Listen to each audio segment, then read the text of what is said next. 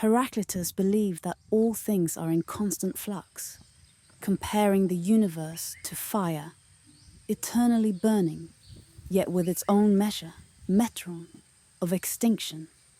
When reading about his thoughts, I was deeply excited to realize that philosophers from both East and West, thousands of years ago, saw the same fundamental truth. Or rather, that the wise have always perceived the universal law. Everything changes, and this change follows a certain pattern with its own inherent beginning and end, uninfluenced by any external force. Simply put, this is the essence of impermanence and non-self. Suffering arises because people constantly try to grasp, unable to see these fundamental principles. Heraclitus' Logos, Laozi's Tao, Elon Musk's first principles are essentially the same concept, merely labeled differently across different eras by different thinkers. When we speak of philosophers and sages, it often feels distant from our daily lives. We tend to believe that one must first secure basic necessities before exploring such abstract ideas. We tend to separate reality from spiritual exploration. Yet, in truth, we are part of the universe. Our lives are part of the universe. And both we and our lives follow this logos, this Tao, this first principle, the law of all things, the law of universe. Why do we always feel lost? Why do we perpetually struggle to discern the right path? Why do we find ourselves trapped in endless internal conflict? It is because we have failed to perceive the fundamental essence of life, because we have not glimpsed the universal law that governs existence. Heraclitus metaphorically described the Logos as a path, calling those who don't understand its essence those who have forgotten where the path leads.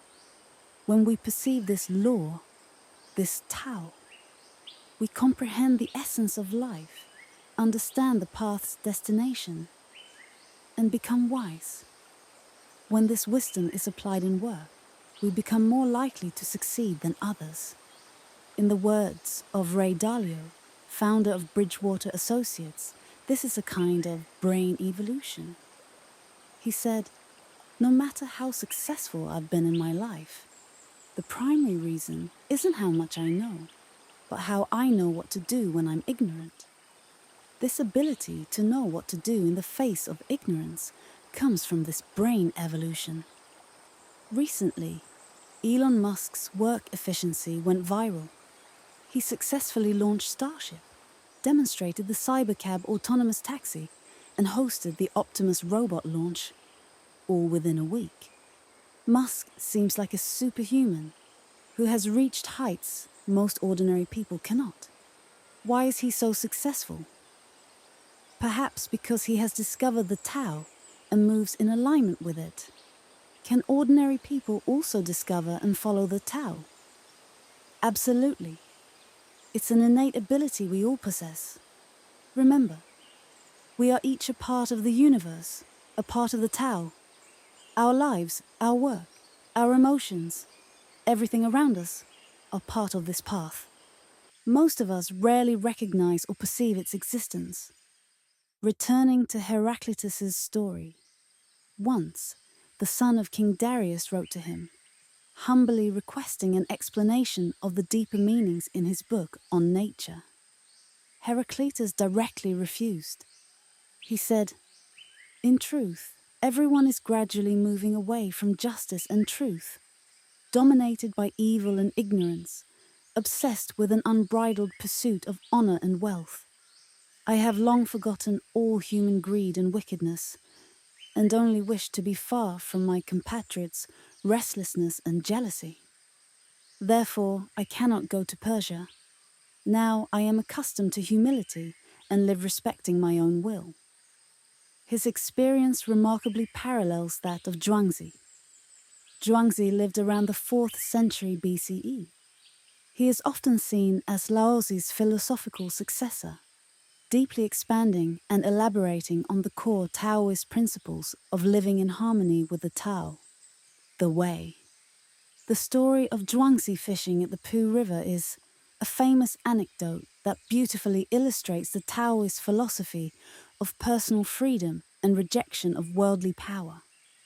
One day, while Zhuangzi was fishing in the Poo River, representatives from the king of Chu approached him.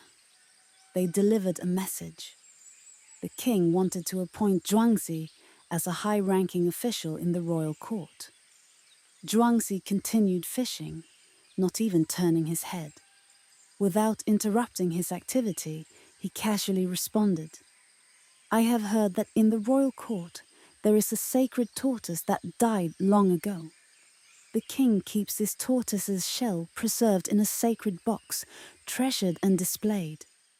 Tell me, would this tortoise prefer to be dead and honored, or alive and dragging its tail in the mud?" The messengers replied, "It would prefer to be alive and dragging its tail in the mud." Zhuangzi smiled and said, "Go away.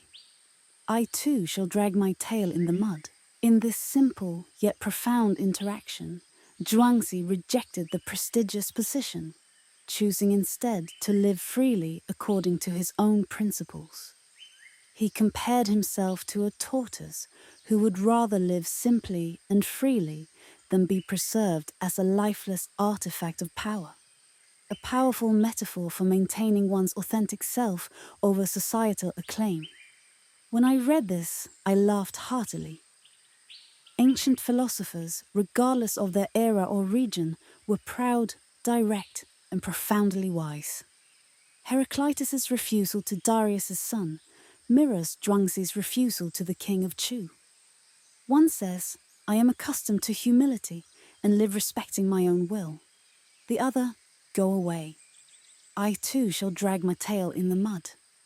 Because they saw life's essence, saw the Tao, understood the laws of all things. Fame and fortune could not buy them.